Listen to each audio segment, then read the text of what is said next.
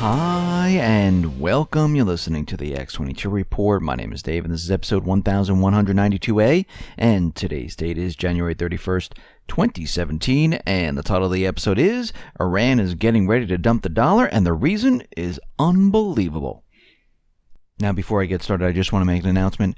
I placed a new interview with Charles Nenner on the X22 Report Spotlight YouTube channel. So if you go over to YouTube and you type in X22 Report Spotlight, it'll bring you right over to the video. Or you can come over to the X22Report.com site, scroll down a little bit, look over to your right-hand side, you'll see the video there, and you can play it on the site. Or you can go to newssentinel.com.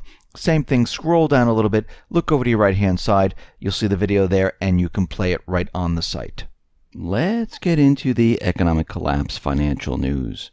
Now, we can see today the market, well, it's continually declining at this point. We had that run up to 20,000, 21,000, and now we're starting to see that the market, well, it's starting to come down. But once again, the market really doesn't give you the gauge of how the economy is really doing.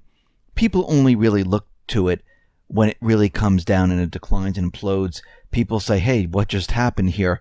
Is there a problem with the economy? The economy behind the scenes, behind all of this, well, it's been deteriorating for quite a while. And there are countries all around the world that are doing terribly.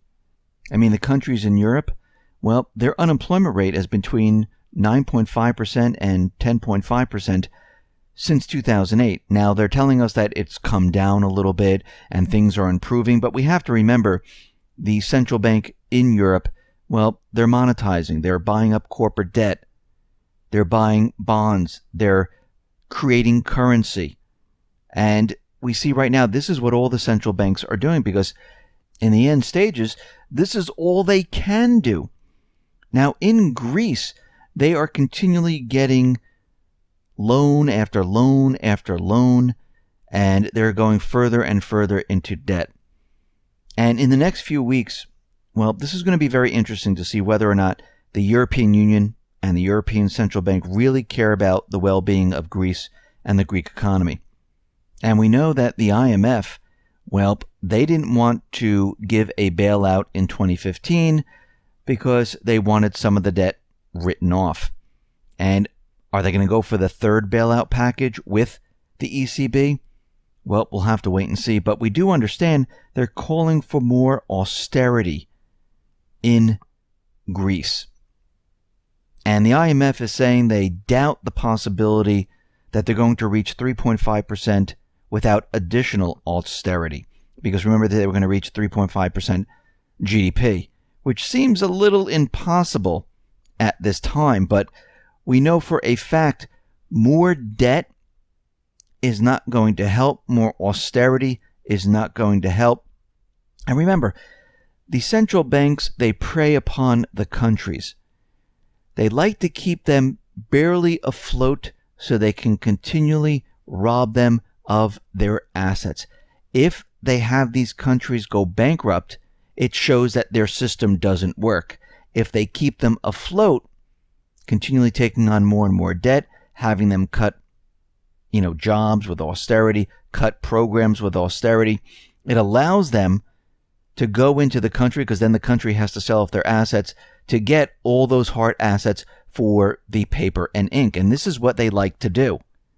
This is why they keep countries in this limbo state. They don't want to bankrupt them because that looks bad. We see out in the UK, the British retail industry, well, they could lose 1 million jobs if the government fails to act. And this is coming from a new report. A task force of retailers and unions found that some firms were squeezing costs by paying staff as little as legally possible and outsourcing entire areas of their business. And of course, they're saying that online business is really hurting their sales, not the economy, not that the people don't have jobs, nothing like that. Even in Germany, they're saying that retail's dropped unexpectedly in December. Now, they're blaming that on the deadly terror attack in the marketplace. Retail sales dropped by 0.9% from November. Economists, they expected a 0.5% gain. And what we're seeing right now, since December of 2015, well, sales are way down on a year-to-year basis. And it just didn't have to do with the market terror attack. What they're trying to do right now is explain away why retail sales are dropping in all of these countries, why these countries aren't doing as well as they're supposed to be doing.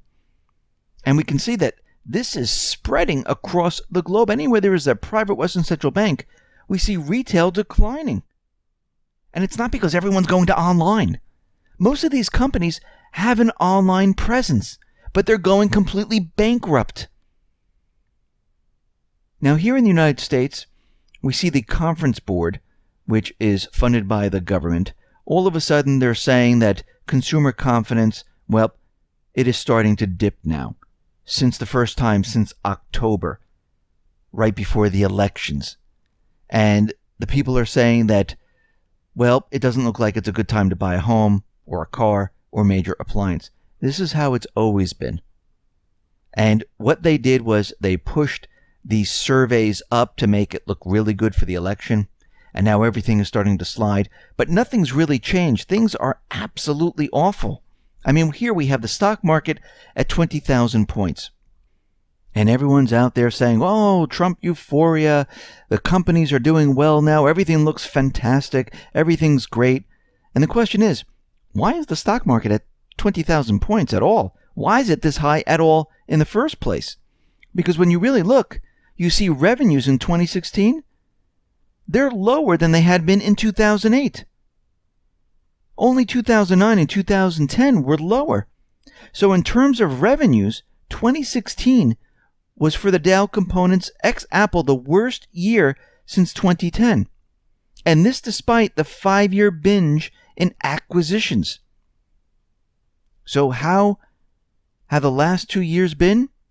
Well, of the 30 companies in the Dow, 16 sported declining revenues in 2016, and 17 sported declining revenues over the 2-year span since 2014. Only 2 of them are oil companies. So why is the Dow so high? It's called manipulation. This is another bubble. And the insiders are getting out of the market now. They're selling off to retailers. We see Under Armour. Well, their revenue, it completely missed. We see UPS, fourth quarter results. Well, they didn't do what they were supposed to do. I guess everyone's not buying as much online as we thought.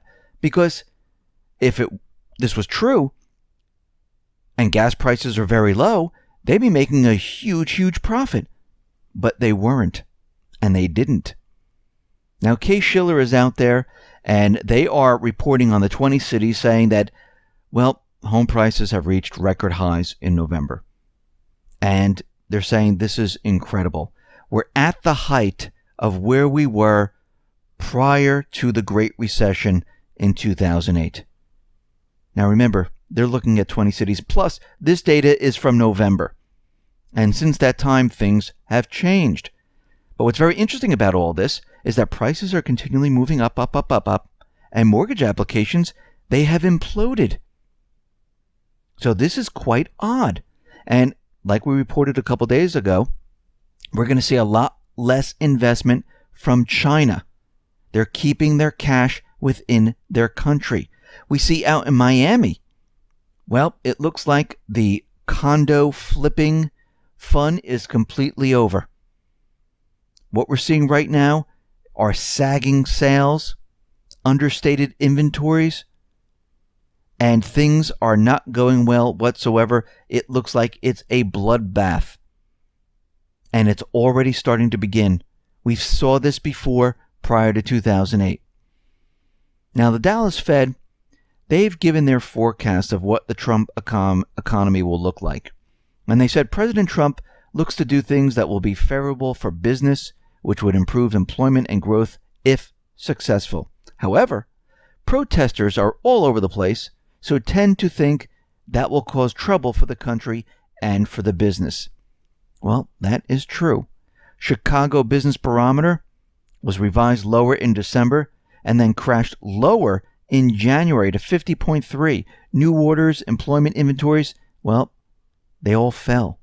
Now, the last time it was lower was in February of 2016, and we are approaching the recession area once again. So it shot up right before the elections, and we're back to where we were prior to the elections. Amazing. Now, Obama is out there, and he is proclaiming that he saved the U.S. economy. And we really need to think about this, because he's out there telling us that, he was the grand master of saving the economy. And we're supposed to believe that the community organizer with zero business experience, never ran a company, nothing, led us out of a recession and kept us from the Great Depression with his financial savvy. Now, we know this is not what happened. What he did was he manipulated unemployment, he manipulated GDP, the central banks created a lot of currency, gave it to the banks took that currency, they weren't allowed to loan it out, they had to prop up the stock market. For the real estate industry, well, the central bank bought up all the toxic real estate. Banks, they didn't let foreclosures out onto the market, making prices move up. Hedge funds and investment companies were given free money to purchase thousands and thousands of houses and keep them off the market so prices move up. Foreign investors came in, and they were purchasing homes. And the everyday American, well, mortgage applications continually declined. Actually, Citibank, Wells Fargo, JP Morgan Chase, they were laying off thousands of people in their mortgage departments. Go back to 2013. Do a search on Google. You will see that they were laying off their mortgage departments because they knew they wouldn't need them, because the everyday American people, well, they weren't going to be buying houses. They knew they had to depend on something else, and that was the illusion. The EU is out there. They're declaring that the US and Russia, well, they're the enemies. European Union's chief Brexit negotiator, Guy Verhofstadt, said that Trump is part of the problem. He's undermining the European Union. Putin is the problem. And they're to blame for what is happening in the EU.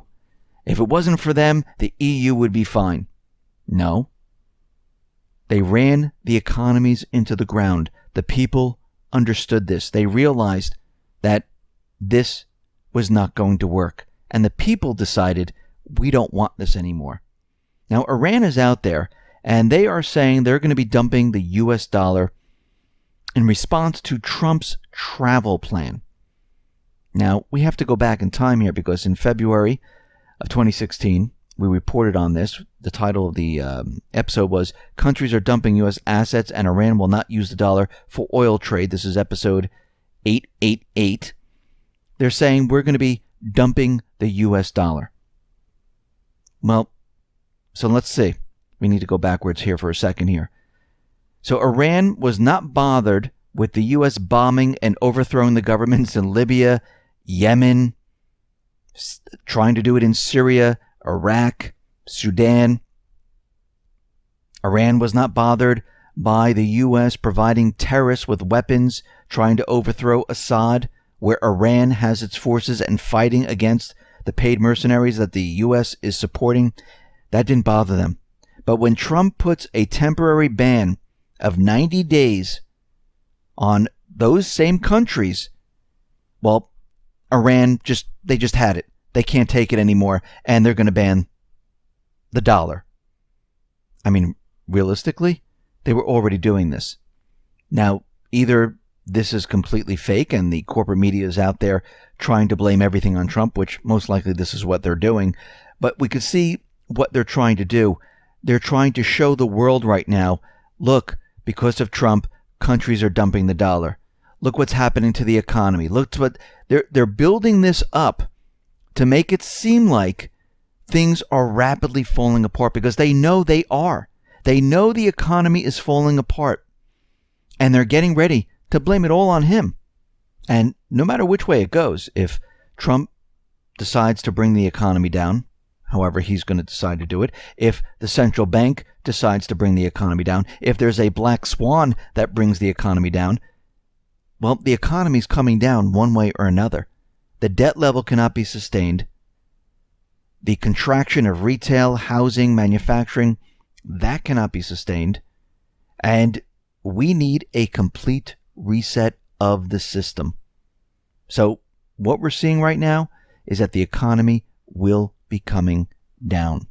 Listen, everyone, thanks a lot for listening. Be well, be safe, and especially be prepared. Thanks a lot.